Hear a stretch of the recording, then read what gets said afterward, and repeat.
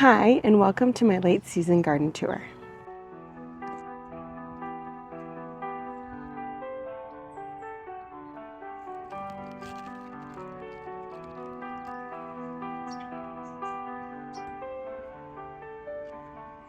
If we haven't met before, I'm Amy, the Nourishing Gardener, and I have a goal to grow as much food as possible in my small urban yard for my family of 4. At the entrance of the garden, I have a small lavender hedge to attract lots of pollinators, and the bees absolutely adore it. Then I have 2 arches, 1, 2, that I planted pole green beans on this year. The green bean trellises haven't done amazing this year. I had a cold spring and they were slow to get started. And I've had problems with birds nipping off the ends of the green beans, if not just eating the whole green bean itself. I put some little tinfoil ornaments up, hoping that it would deter the birds, but it has not been successful. Last year I had more green beans than I knew what to do with. This year I'm not sure if we'll make it through the whole year. In my larger in-ground bed, we had broccoli early this spring, and then I followed it up with a planting of peppers around the borders, sunflowers that were gorgeous in their prime, and winter squash. I had 1, 2, 3 beautiful winter squashes, but they have since succumbed to powdery mildew. They only produced about 1 or 2 squashes each, and this variety should have been able to produce about 10. So I think I need to work on soil fertility in this bed next year to get a larger harvest. I also have a pile of grass clippings that once I clear this bed out a little bit that I will spread as kind of a mulch covering for the winter. Now, while these sunflowers look pretty rough now, I'm not quite ready to start cleaning up the garden quite yet. On either side of the squash that I had planted in the middle, we planted peppers. I had a hard time with peppers this year because we've dealt with some blossom end rot. I amended with some calcium, but it hasn't seemed to fix it this year. I haven't harvested much in the way of sweet peppers at all because every single pepper has had a rotten bottom. Once the temps cool down and these peppers start to go into dormancy, I'm going to dig a few of them up and overwinter them. I'm going to feed them some bone meal and some calcium, hoping that next year I won't have the same problem with blossom end rot. I'm also hoping, because I'll start with larger plants, that I will get a larger harvest of sweet peppers. I've never been successful with sweet peppers. It would be so wonderful to have sweet peppers in the house, so I'm really hoping that 2026 will be our year with some overwintered sweet peppers. On this side of the large in-ground bed in front of the peppers, I have planted a row of beets. The beets have done okay. You can see that they are being nibbled on by some sort of pest. I'm guessing slugs or earwigs. Back behind my lavender hedge, I have some jalapenos planted. Jalapenos seem to do well and they don't suffer from the same blossom end rot problem that the sweet peppers do. They are dealing with some sort of nutrients deficiency. The leaves aren't as dark green as I would like them. I'm thinking that they're lacking some nitrogen. But overall, they've been pretty productive, and we in fact need to do a harvest. Right here, I have some pink echinacea that was beautiful earlier this year, but has since been cut back. I was hoping for a second flush of flowers, but I don't think we're going to get it. Before we continue, let's get these jalapenos harvested.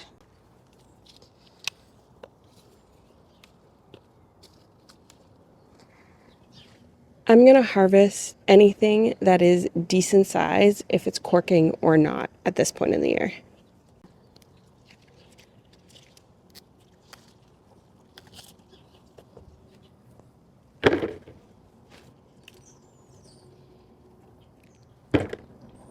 Things about this size I'll leave, and they might size up a little bit more before our first frost.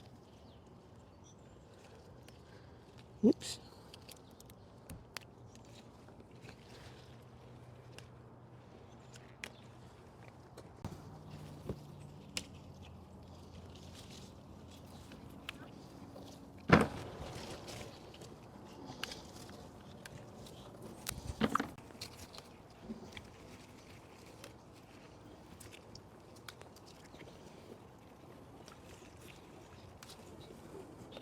This branch is so loaded.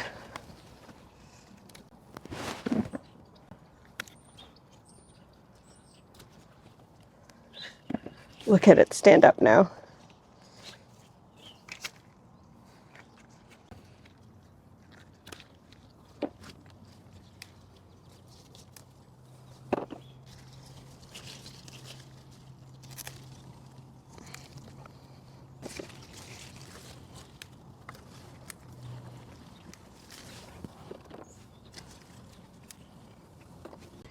You can see the pepper plants on this side of the garden bed are much lighter in color.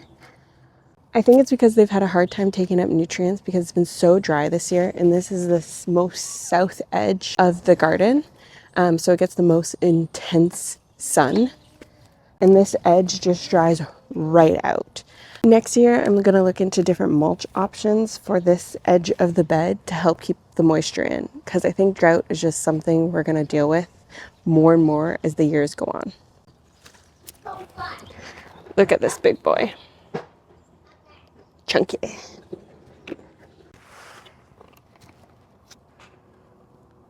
It's not a bad harvest of jalapenos. I will either can them all and pickle them or turn them into jalapeno poppers. I haven't decided yet. The last two peppers in this bed are sweet peppers, and they've had the same problems as the peppers on the other side with the blossom end rot. There's some nice sized peppers on this one in particular right now. Oh, not that one. This one here. There's some nice blocky peppers on there. Part of me feels like maybe I should just harvest them green instead of waiting for them to change color.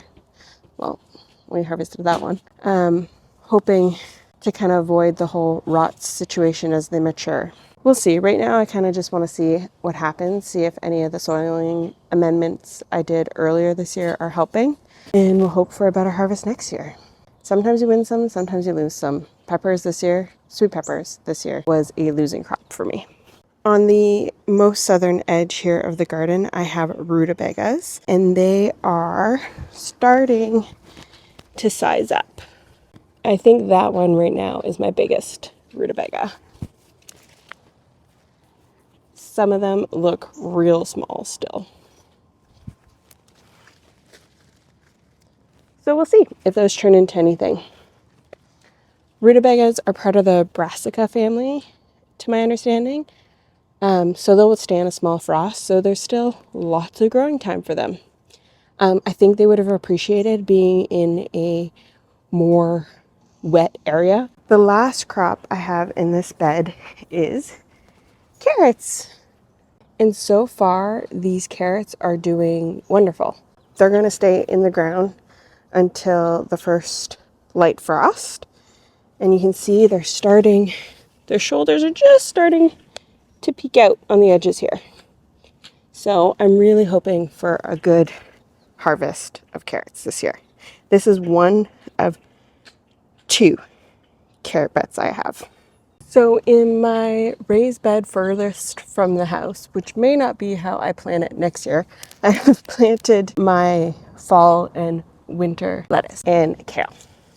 And they're doing overall quite well. They would appreciate some cooler temperatures. We're supposed to get a good rain tomorrow, and then the temperatures are supposed to cool off. So I think this will explode when that happens. We are dealing with a little bit of cabbage worm damage on the kale. So I'm going to come through and treat that here shortly, and I'll make a video on how I grow my brassicas without the worms, or what I do when I see the worms anyways. I've had kale last all throughout the winter and still be standing in the spring. So I want to get on top of this quickly here before it gets too much more out of hand, so that I can have kale available all winter long. In this bed here, I had herbs. There was basil, but it has since kind of succumbed. Basil, I find, doesn't last very long in the garden. It lasts like 8 weeks and then it's done. It kaputs. And then I have lots of sage. I had let the sage get really big without harvesting it because I used it as a filler in my bouquet for my wedding this year. Next year, I'm not going to plant a big chunk of herbs like this. I'm going to spread my herbs out throughout the garden. I think it'll help with some pest management, and I think I could use this space better next year. So this section of the garden is my growing 100 pounds of produce in 21 square feet. And some plants have done really, really well. Other plants, not so much. Tomatoes, it's a jungle. They have done fantastic. Very happy with how the tomatoes have done. I've given up on pruning. I pruned the top off about a month ago, and suckers have since come. It's the time of year where things are just allowed to be wild. What didn't do well is the squash underneath. I had planted an acorn squash underneath the tomatoes, and the tomatoes, even pruned, just caused too much shade for the squash to do well. So I'll show you here in a second, I have one itsy bitsy acorn squash on each of these plants. Next year, I'm thinking about garden plans already, and I don't think I'll do a big clump of tomatoes here. I think we'll do more stair stepping of plants. So largest plants towards the back and stair step them down. I think I'll get better light distribution. I thought the tomatoes would be airy enough that enough light would reach the ground, but that just doesn't seem to be the case. There's our itsy bitsy acorn squash. That's probably about ready to be harvested. Let's see. Yeah, we're gonna pick him today. See if I can do this with one hand. Haha. It has a nice field spot on it. It's probably good for one person. It's something. But I really wanted more acorn squash this year. That's something I'm very disappointed with. I didn't get nearly the harvest I had hoped I would get from both my acorn and butternut squash. And I think it comes down to soil fertility. And the acorn squash on this side is even smaller. I think it's ready to. Oh no! You want to leave the stem on your squash, but we'll probably eat this pretty quick. I might even have it for lunch here this week. So looking into here, I have tons of cherry tomatoes that I need to get harvested before the squirrels do it for me.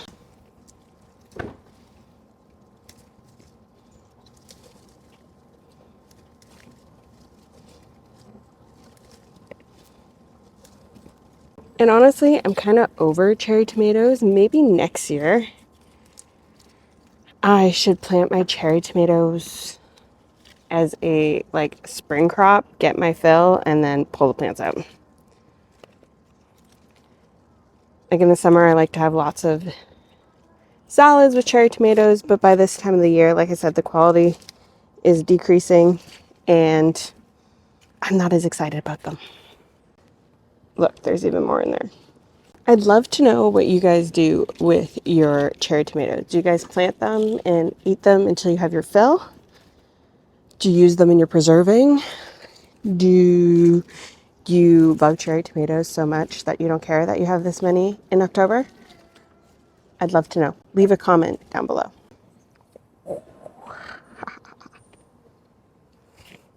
Oh, there's a split one. For the squirrels.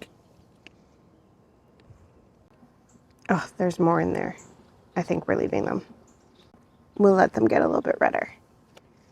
Deal with this bucket first.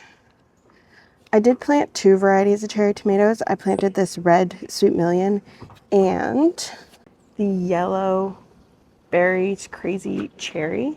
I will not be planting the yellow one again. The flavor isn't spectacular. I want my cherry tomatoes to be sweet. I don't find them terribly sweet. They're cool on how much they grow in one cluster, but the flavor is not there for me. We have some Amish paste tomatoes I see ripening up as well. So I had done 3 Amish paste tomatoes per square.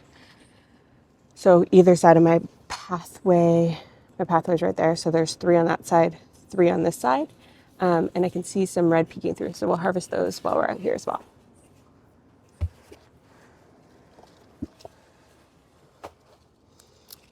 That's what I get for not using scissors.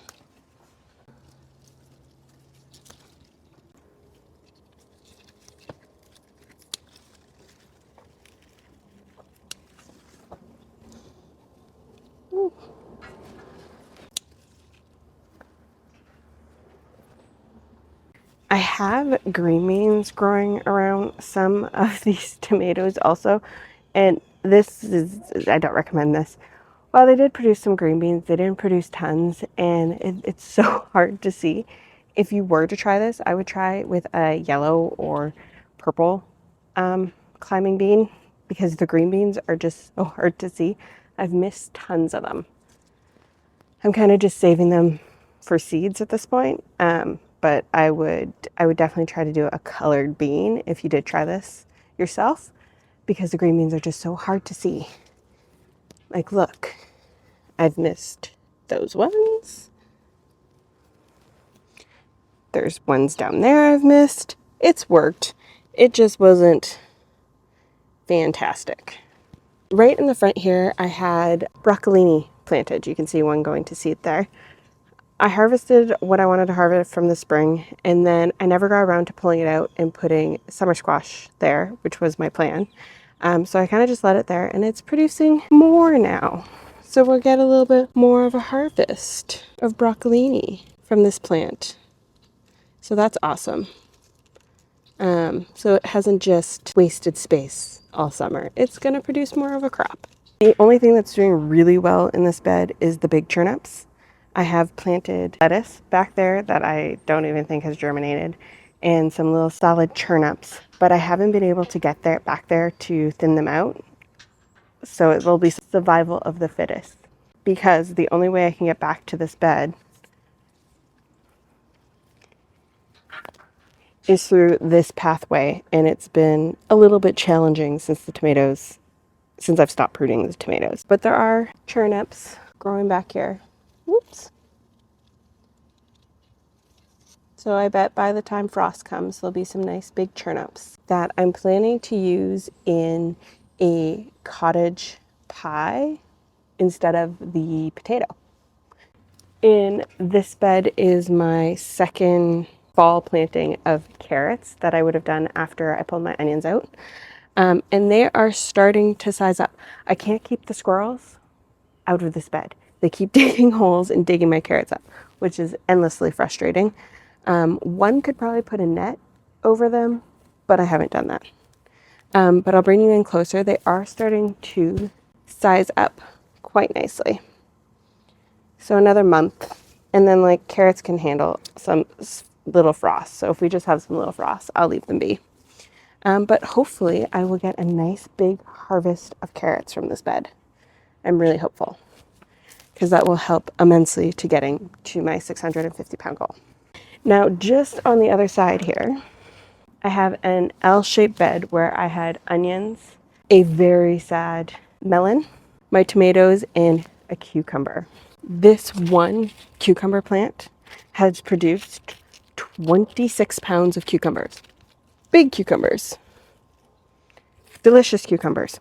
More cucumbers than I would ever want. But it's been nice. It's been very nice to have lots of cucumber salads. I don't know why this plant is so happy this year. I don't quite understand it. Last year I planted the same plant in the same spot, which you're not really supposed to do, but I did. Last year I got 10 pounds of cucumbers. This year, 26 pounds of cucumbers. I don't know what a normal cucumber produces. I had assumed to get 10 pounds. We've almost got 3 times that. So very happy. This is a China Jade cucumber, and it's the only cucumber I've ever been able to grow. It doesn't seem to get bothered by the cucumber beetle as much as other varieties. Absolutely love it. This is my big tomato protection area. I single stem my tomatoes up these tall trellises that I will probably need to go get a ladder to harvest the tomatoes. The tomatoes are done. as you can see. They've succumbed to diseases and drought, and they're tired. But they're still ripening their fruit, so I'm going to leave them be. We're going to harvest everything that has any blush on it, because I can see that a few of the fruits are starting to get the blight on them. So we're going to harvest, and I noticed some of my branches are starting to break. So we're going to harvest any of the tomatoes that have any pink on them. They'll ripen on the counter inside, and then we'll wait till all the big tomatoes are red or a frost is imminent, and then that'll be the end of this for this year. Tomatoes are one of those plants that I can't wait to see go in the fall because they just look so rough by the end of the season. I need another bucket.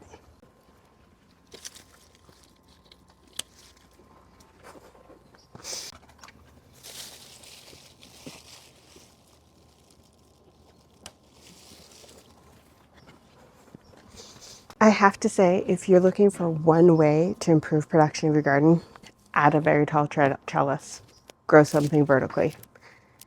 It's incredible how much this space produces. Yes.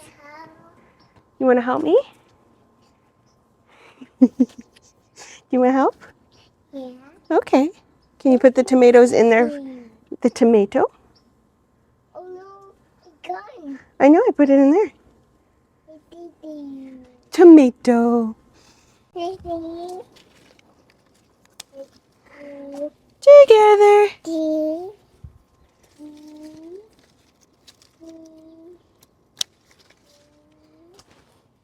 Okay, I am going to get a ladder. I think I need a ladder for the rest in order to do it safely and not cut my finger off.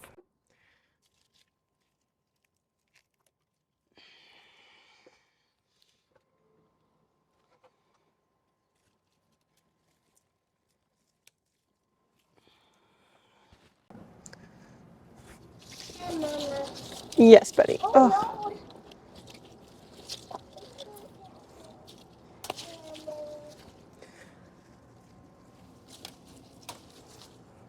The plants are looking rough. Okay. And their limbs just want to break off. They're like, let us die. We're all done for the year. And I might have to agree with them. Same thing with the cucumber. We might be done for the year. I had onions planted in this L earlier in the spring, and then I replanted with broccolini that are doing okay. They're starting to push out some florets. We'll see how they do. They haven't loved the hot temperature, so as it cools down, I expect them to do better. And then I planted from seed some bok choy. Last year, I planted bok choy from a transplant, and it did wonderfully. I think that's how I'll do it going forward. We'll see as the temperatures cool down if they do any better, but right now they're on the struggle bus. Here. Dada.